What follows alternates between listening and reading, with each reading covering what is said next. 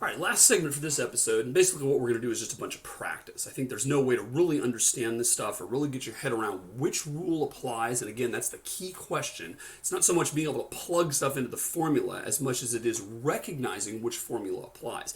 And I think there's really no way to really fully, get proficient in doing that until you've seen a lot of examples and kind of work through and say, I see why this applies in this situation and that applies in that situation. So basically this lesson is going to be a little summary and then basically a whole bunch of quick review stuff.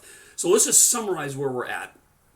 There are essentially three different scenarios that come up often, and of course there's exceptions, but there's three major ones, and I just want to review those, right? So the first is the scenario where we say there is some number of slots, some number of items, each of which can freely choose from some set, right? And that's the situation where we basically say the answer is n to the k or whatever, right? So if we've got n different things we can choose and there's k different slots to put them in, then basically we have n choices for the first one, n choices for the second one, n choices for the third one, etc. And they're all freely mix and match, okay? That's one situation. Second situation is where we don't want to allow the same element to appear more than once, right? We don't want to allow duplicates. And that's where we get a permutation or a partial permutation, right? So if we say, well, we've got a bunch of different items and we want to choose one of them for the first slot, but then we never want to choose that one again, and we have to choose from the remaining that are left for the second slot, and then we don't want to choose either of those two again, we want to choose from the remaining for the third slot, and we don't have any duplicates, then that's where we end up getting the n factorial thing, right? Or a partial permutation is where we say, we care about the first several and what order they're in, but beyond a certain point we don't care after that, and that's when we call it a partial permutation, right? So that's the second scenario. And then the third scenario is where we say the order doesn't matter at all. We just want to know which ones we selected, right? So we have some large group and we're going to select some smaller number out of that larger group. And it doesn't matter what order we select them in. Basically, we want to know what are all the different smaller groups that we could get out of that larger group. So those are essentially the three different combinations. And our notations for these are as follows. Remember that the first scenario is essentially just n to the k. That's where I have k different things,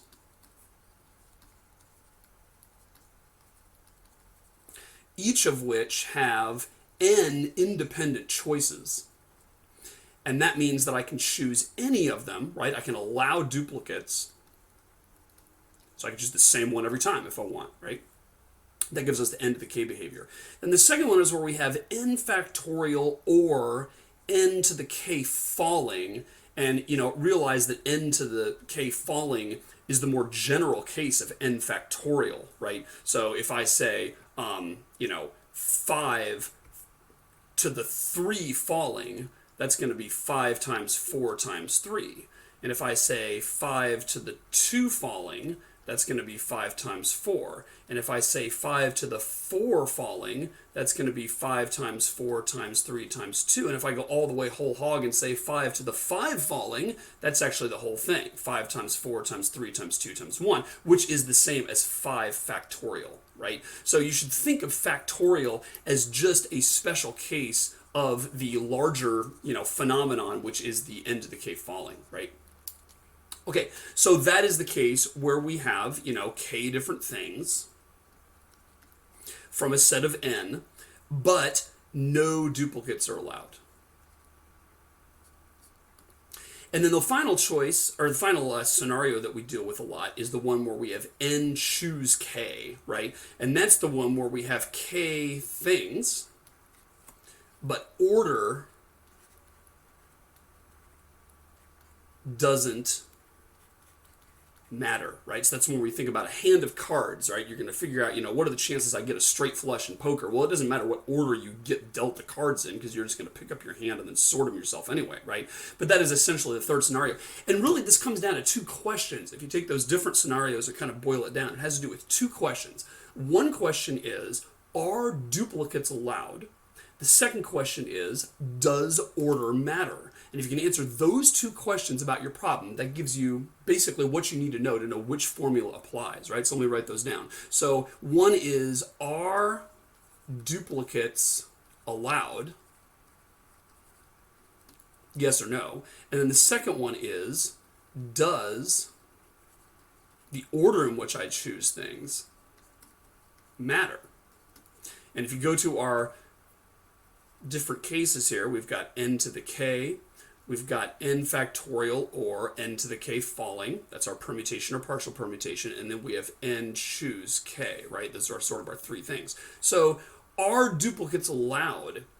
Basically, if we look at this one here, we say yes, duplicates are allowed.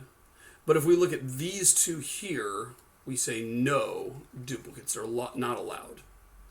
We say, does order matter or not? And what we do for that is we say, well, in these first two, order matters. And in this last one, order does not matter. So you can see that if you can answer the question, does order matter and are duplicates allowed, and you select your answers to that, that's going to tell you which one of these three cases that you're going to fall in. Now, the astute listener will have noticed that there's actually a fourth case, right? Because what if it's the case that duplicates are allowed and yet order doesn't matter? We actually haven't considered that case, right? What if duplicates are allowed, but order doesn't matter? So one case of that would be, let's say you have a bunch of people voting in a committee meeting or something, and they're going to vote for different candidates or something like that. And you want to know how many different ways could the vote go, right? And I don't mean just who wins. I mean, we might end up saying that Ted gets 3 votes and Sue gets 2 votes and Phil gets 0 votes. Or we might end up saying that Sue gets this many and Phil gets this many and Ted gets this many or whatever, right? So each one of them can have some number of votes. And the question is, what are all the different breakdowns as far as what those vote totals could be, right? And in that case, clearly order doesn't matter, right? It doesn't matter who votes first. It doesn't matter what order we tally up the ballots, right? All we care about is how many each person got. And yet duplicates are, of course, allowed, right? It's not like only one person can vote for Ted. It's not like every voter has to choose a unique candidate. That wouldn't be a very interesting election, right? Because it would just be a zillion-way tie, right? So in that case, you actually are dealing with a separate one. And I'm going to leave that as an exercise for a future class that turns out to be a little bit more complicated. And it doesn't come up as often. And so that's the reason that I emphasize these 3 things as kind of the main 3 patterns that you're going to see, right? So we're going to go through some quick review and look at a lot of different examples. Let me just sort of give you one kind of canonical example to think about that ties all these 3 things together, right? And use this maybe kind of to organize your thinking, right? So consider for a minute working out in the gym, all right? So when we go to the gym, as you can tell, I do a lot, right? So I know a lot about this particular topic. We are going to choose in our workout certain workout machines that we're going to work on, right? Maybe we're going to do our abs. Maybe we're going to work out our biceps. Maybe we're going to do, our deltoids or whatever, And what we're going to do is we're going to choose an exercise machine to fit into our different slots that we have available. Let's assume for a second that we have 6 different slots. Because we're going to do a 30-minute workout, we're going to spend 5 minutes on each machine or something like that, right? Just to make the numbers easy. Okay, so we have 6 different slots in which to plug a machine. And let's say there's 15 different machines in this weight room, right? There's lots of different opportunities. We can flex this, we can flex that, we can do the back thing, we can do rowing, we can do, the hip thing that always puts my hip out of joint. There's 15 different choices of machines, and there's 6 different slots. Okay, now, someone asks the question, how many different workouts are possible? How many different workouts are possible? Now, as soon as they ask that, you can't answer the question without asking a few more questions, right? Because we need to know more precisely what they mean. What counts as a different workout, right? And again, those are the 2 key questions we're going to ask. Are duplicates allowed? And does order matter? So, the first thing that person asking the question might mean is they might mean, hey, I want to know how many different schedules that you can make out of your workout. I want to know, one of the schedules would be abs and then biceps and then triceps and then deltoids and then hamstrings and then quads. A different one would be some other different order of 6, right? But I'm trying to schedule you in the gym, maybe with a lot of other people who are using the same machines, and maybe I want to kind of be foresightful here, and I want to schedule that so that people don't, need the same machine at the same time. So I need to figure out, how many different possible schedules there are. And maybe the person says, you can do any machines that you want. You could do biceps triceps, and then triceps, and then go back to biceps if you want, and then do abs, and then maybe do abs again, and then maybe do abs again because you're a glutton for punishment, right? So you can do any of the machines in any order, right? So if that's the question, then the answer to how many different workouts there are is going to be 15 to the 6th power, right? Because there's going to be 6 different slots I can fill, each one of which has 15 different choices of which machine I pick, right? So it's going to be 15 to the 6th power. Now, a lot of students, as soon as they see this pattern, they say, okay, I know it's either 15 to the 6th or 6 to the 15th, right? And the question is, which one is it? And I would recommend, and here's sort of a meta point I want to make, always start to write it out. Even when you're trying to figure out which rule applies, if you start writing out what some of the different combinations are, 9 times out of 10, you will see the pattern emerging. And oftentimes, that's the only way I know how to figure these out. I have to sort of try it and I say, well, let's make a few of these things. And then we start to see, oh, yeah, that's really a something to the something falling example. Or, oh, I see, I'm really doing a this, choose this. And really, it's only writing them out that you start to see that, right? But in terms of figuring out what's the base and what's the exponent, again, write it out. And here's what you're going to see. You're going to see, well, there's 6 different slots that I can put my machines in, right? For the first one, I've got 15 choices. And then independent of that, I've got 15 choices for the second machine.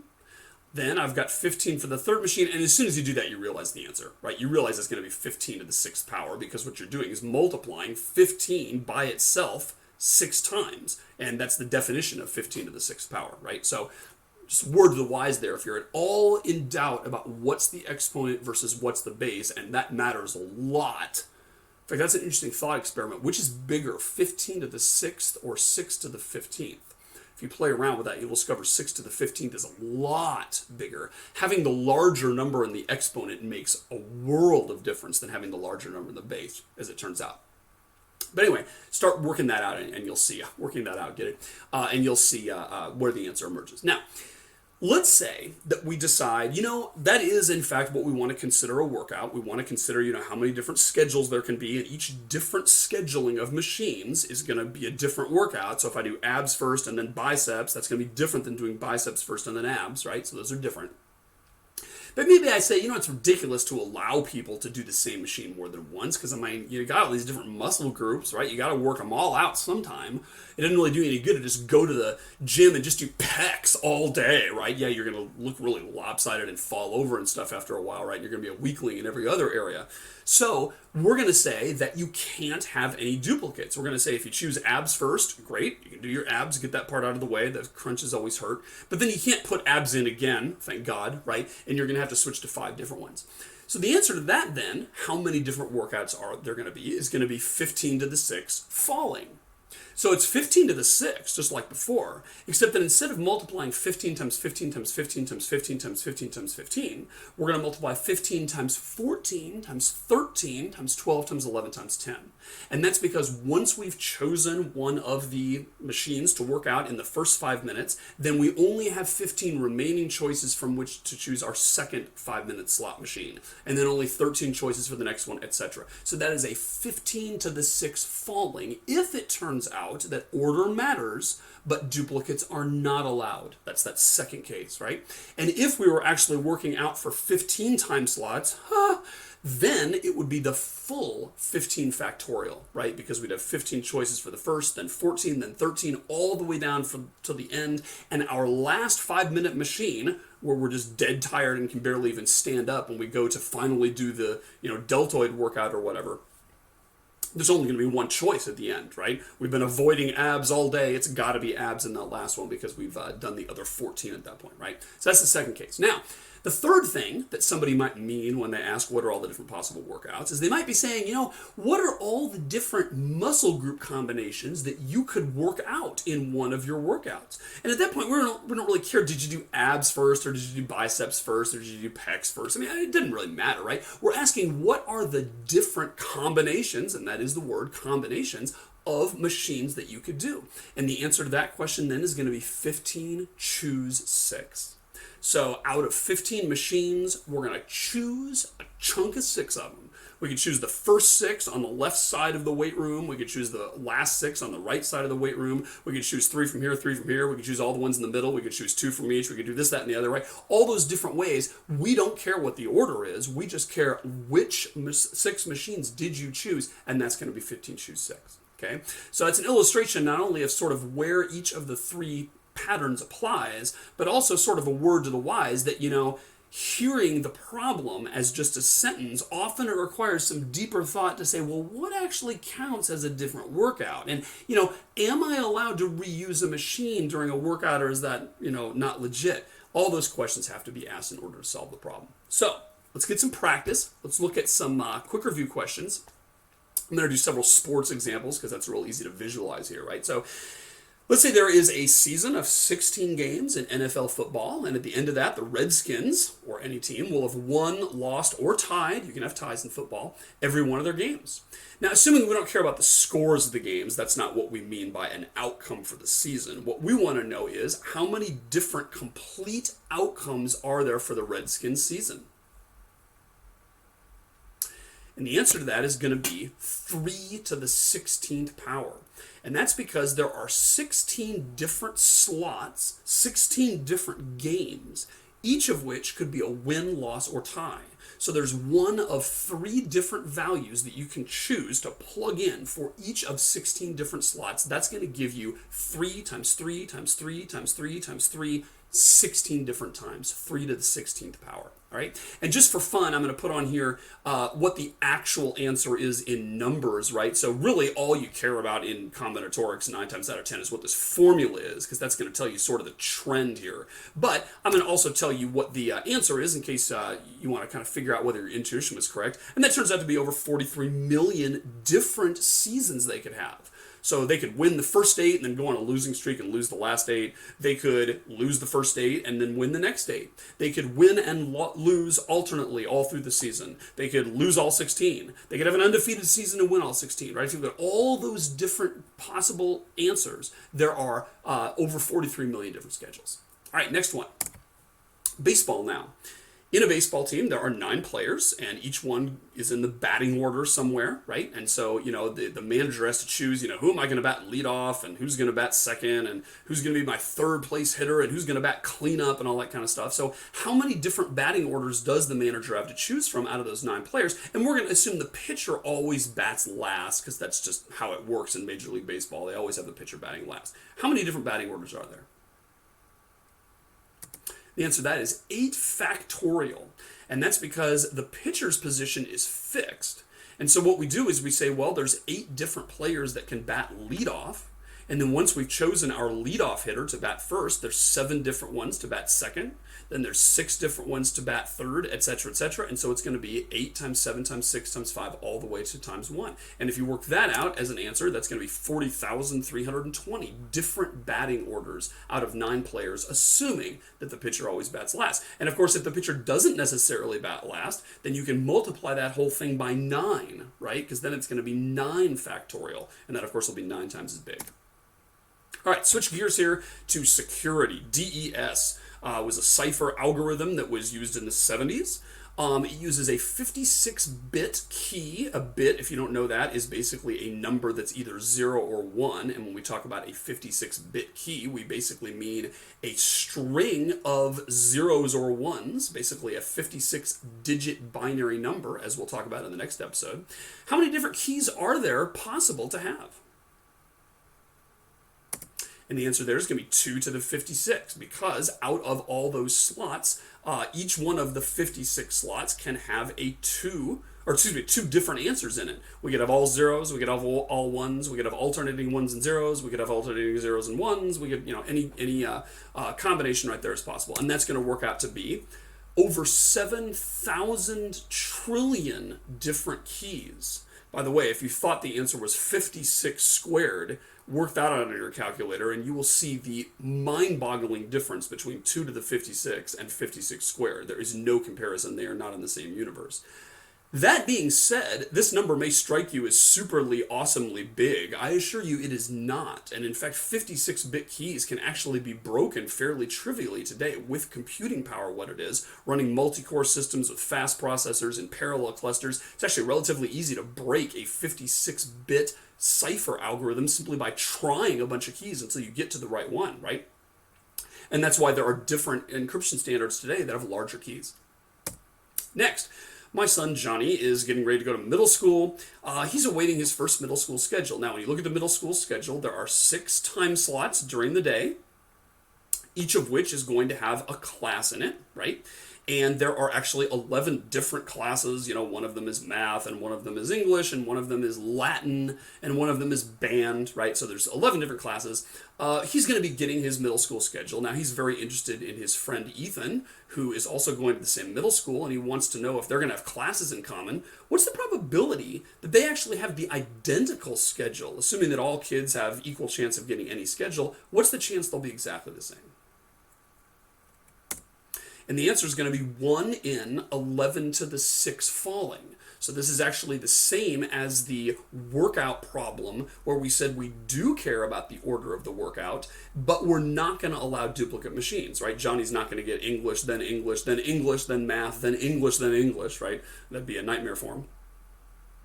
He's not going to have the same class more than once, but he's only going to have 6 of them, and of course the order matters because if, he has English first and then math second, he's not going to be in Ethan's classes if Ethan has math first and English second, right? So throwing a little probability there, right, assuming that each of the schedules is equally likely, then the answer is 1 in that many, because those are the number of different schedules. And that's what it turns out to be, 332,000. So obviously not very likely that they're going to have exactly the same schedule as you'd expect. Okay, now, Lizzie likes to do little artistic things, and she's making a charm bracelet for Erin. She does this a lot, right? So if you look at Erin's wrist size, it turns out that she can have 37 different charms that fit on the bracelet. So if you've never seen one of these, it's essentially like a ring around the person's wrist, right? And starting with one place, they're going to put, a little charm that looks like a square, and then next to it there's going to be a charm that's a different color that looks like a square, and then one next to that is going to be the same color but it looks like a little round thing, and the next one's going to be an octagon or whatever, right? They all look the same to me, but I'm assured that there are very many different types. In fact, there's 46 different types, evidently. How many different bracelets could she possibly assemble? And the answer is going to be 46 to the 37th power.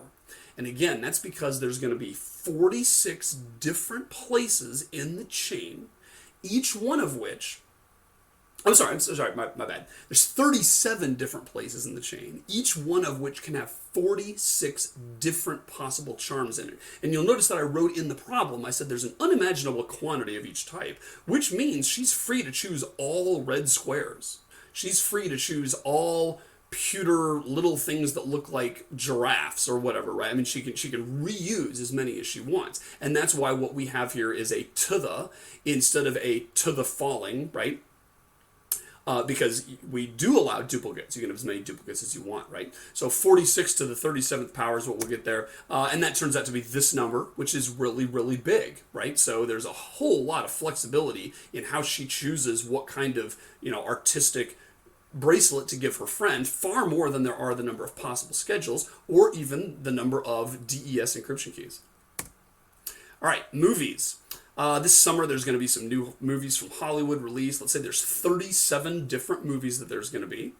And we are going to have, our local movie theater. We have several of those, but one of them is the Fredericksburg 15. Has 15 different theaters in which you can show movies.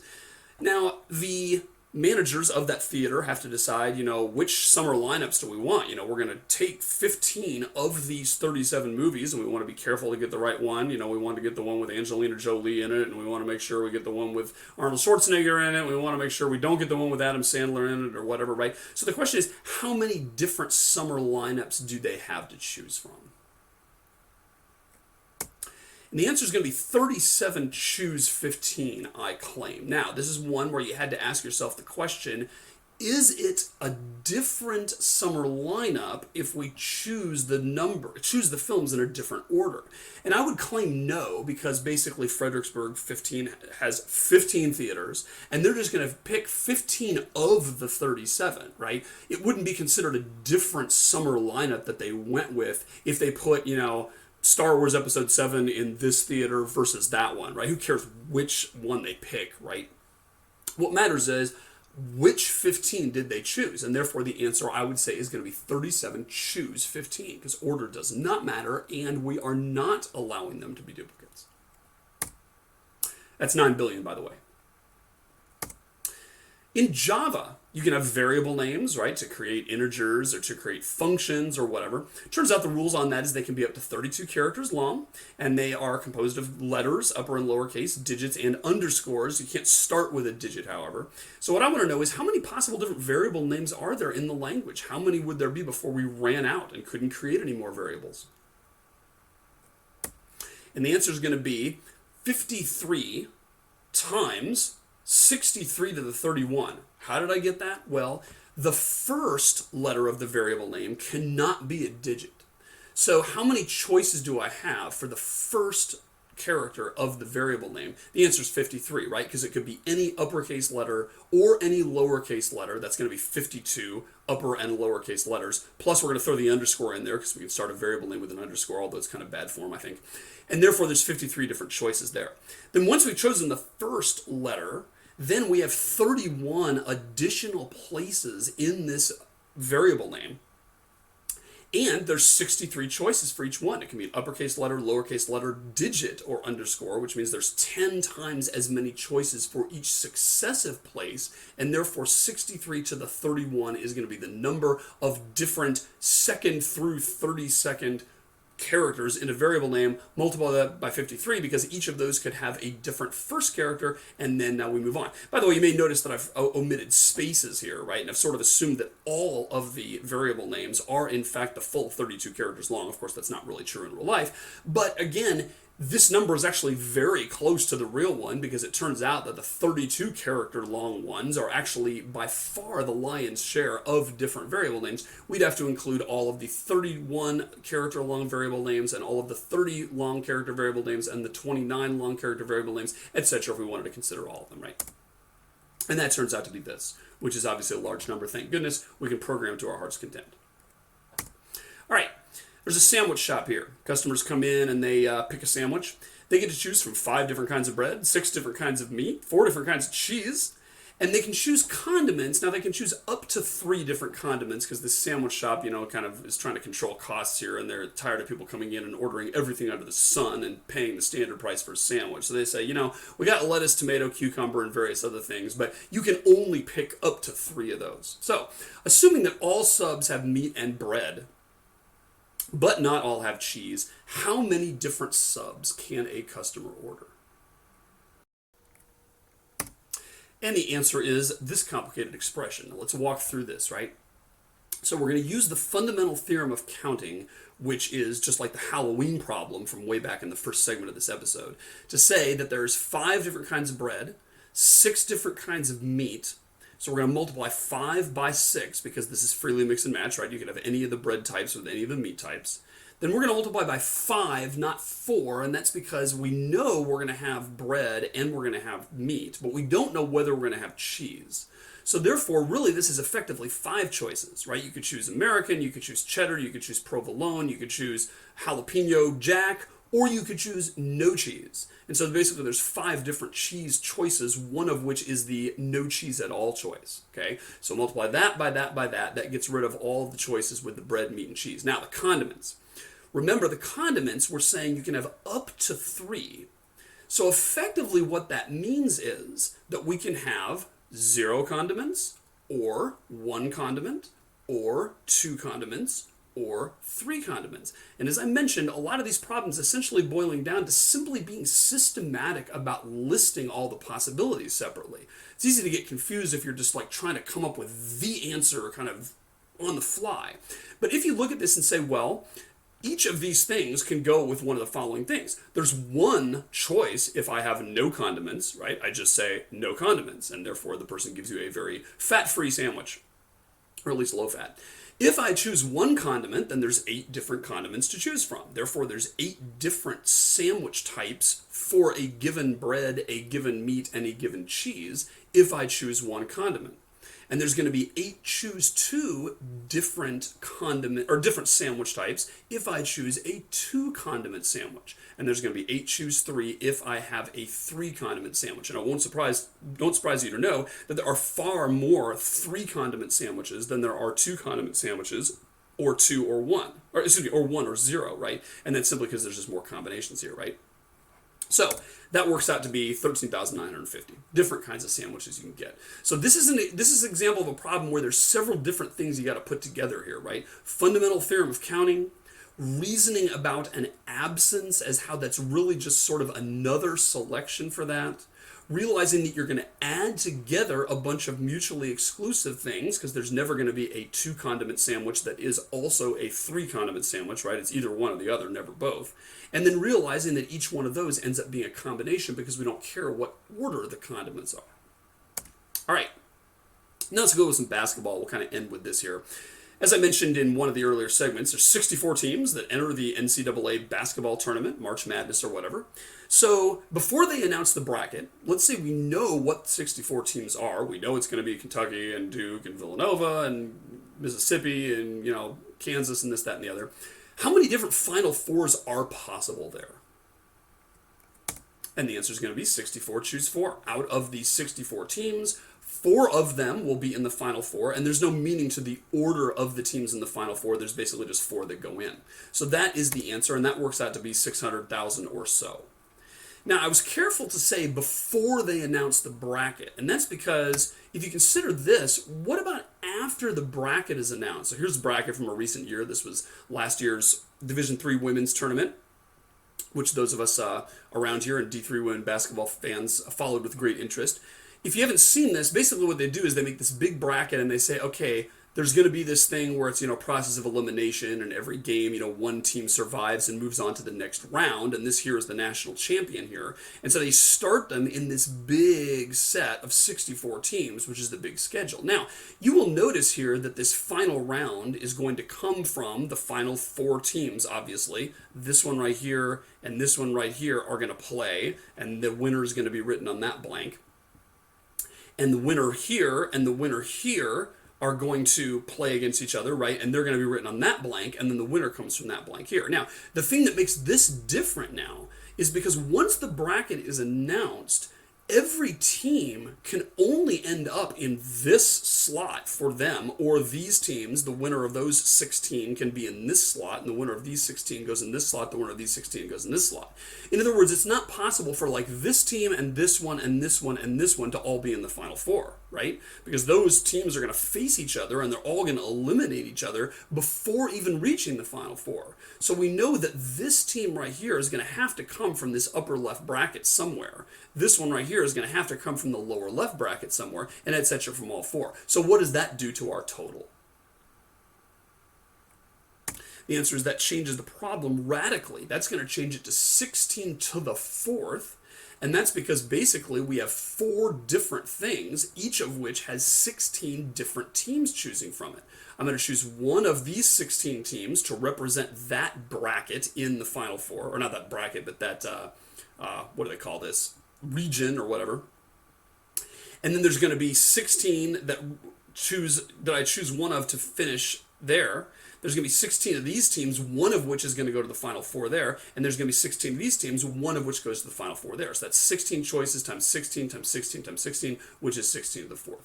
And if you work that out, you get only 65,000. That's a lot less than 650,000 or whatever we had before, right? So the answer of the number of different Final Fours is radically reduced once the bracket is announced. And then lastly, let's end with sort of a brain teaser here. There's another basketball one, right? So on this basketball team, we've got guards, forwards, and centers. Those are the 3 traditional positions that people play in basketball.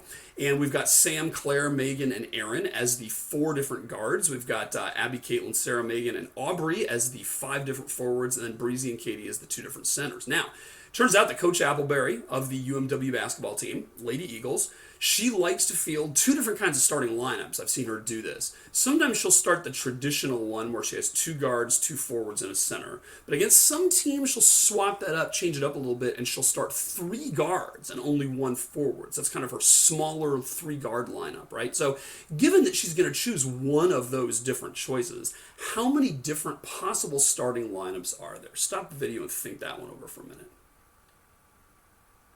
All right, see if you got the right answer here. That's the answer I claim. 4 choose 2 times 5 choose 2 times 2 choose 1 plus 4 choose 3 times 5 choose 1 times 2 choose 1. Okay, how in the world did I get that? Here's how you want to think it through. There's essentially 2 different kinds of lineups, right? I've divided them here into A and B. There are lineups in which there are 2 guards, and there are lineups in which there are 3 guards. And of course, key observation is that there's no lineup that is both those things. Every lineup is either a 2-guard lineup or a 3-guard lineup. It just depends on how many of the Sam, Claire, Megan, Aaron bunch are in there, right? Therefore, the whole answer to this question turns out to be a sum of 2 different possibilities. And just to emphasize this point again, to hammer it home, the only reason we can add those is because the 2 sets are mutually exclusive. The set of all 2-guard lineups is mutually exclusive with the set of all 3-guard lineups, and those are collectively exhaustive because I'm saying here the coach always picks A or B. She never starts like all centers or something, right? That'd be ridiculous and it wouldn't be very effective. Therefore, those are collectively exhaustive in mutually exclusive sets. Therefore, it's okay to add them. Okay. Now, how did I get this stuff here? Basically, I just said, well, if we're going to have a 2-guard lineup, then that means I'm going to choose 2 out of the 4 guards. I'm going to choose Sam and Claire, or Sam and Megan, or Sam and Aaron, which was normally the starting lineup last year, or Claire and Megan, or Claire and Aaron, etc. Basically, I got 2 choices out of 4. I'm going to choose 2 out of the 5 forwards. And I'm going to choose 1 out of the 2 centers. Now, of course, 2 choose 1 is just 2, and you could write the number 2 there if you want, but I'm just kind of showing the pattern here, right? And then the other option is going to be 4 choose 3 times 5 choose 1 times 2 choose 1, and that's simply because I'm going to choose 3 guards and 1 forward and 1 center for that. If you add all that up, you get 160 different lineups. I'm not sure if that seems like a lot to you or not. Obviously, these different answers were, crazy different based on whether we're talking about 160 or a trillion, but that, of course, is the nature of combinatorics. That's it for episode 6, ladies and gentlemen. Catch you next time. Take care. Until next time on